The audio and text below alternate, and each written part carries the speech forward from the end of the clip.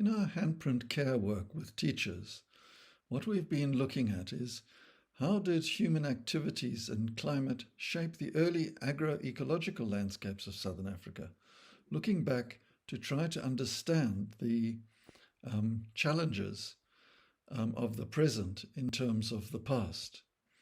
And centuries-old heritage of landscape change is evident in southern Africa, where the diverse southern African plateaus and lowveld might best be described as a heritage landscape.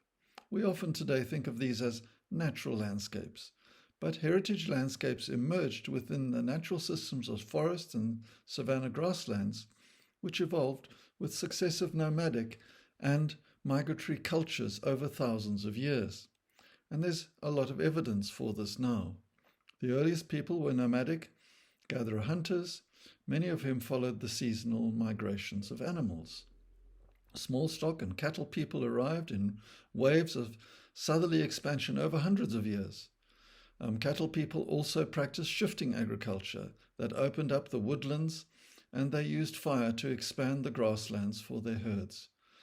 Chitumeni agriculture or slash and burn agriculture, for example, to open up the forested areas and is still found in northern Zambia as a sustainable practice in cycles of 18 to 20 years, because custom requires people to return to the lands of their birth to marry. So there's a lot of richness in terms of the sustainable landscapes that developed as people tamed the land in Central and Southern Africa. Landscape change was slow, a very slow process, and early migrations have been described in the folklore as taming of the lands, because the heritage practices of shifting agriculture and pasture management with fire expanded the grasslands, providing fodder for cattle and for wild animals, as well as pushing out the habitats of tsetse fly and keeping the tsetse fly at bay from cattle. So if we look at a picture of this and take a village homestead surrounded by expanding grasslands and the woodlands being transformed, you have got cattle, you have got the daily life of using material and dumping it, and you have got the arable lands.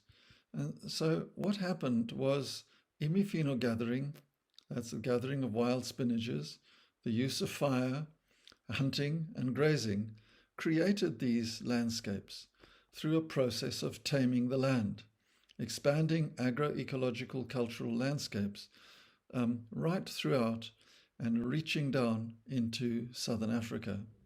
Today it's still possible to read the natural landscapes as an outcome of the interactions of people and nature over centuries of cultural expansion. And if we take an example of this in a curriculum topic of heritage landscapes and conservation, there's a concern today about land degradation. So tuning into this requires us maybe to start with a story. And the story that I'd like to share with you is a story that Titch Pess and I told me when we were watching some animals in a nature reserve as they walked out of the forest towards a waterhole. Titch pointed out how cattle grazing in the rich grasses under the tall trees, the trees provided shade in the summer months to these cattle before losing their leaves in the winter when the cattle needed warmth.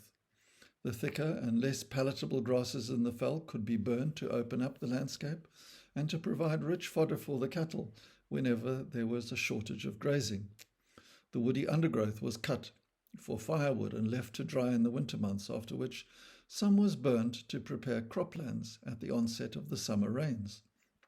The heat of the ash would help control pests as well as provide nutrients for sorghum and other crops that people grew. Titch in this way noted how cultural landscapes are now at risk owing to changing practices and the necessary demand for more and more land for commercial agriculture to feed growing populations.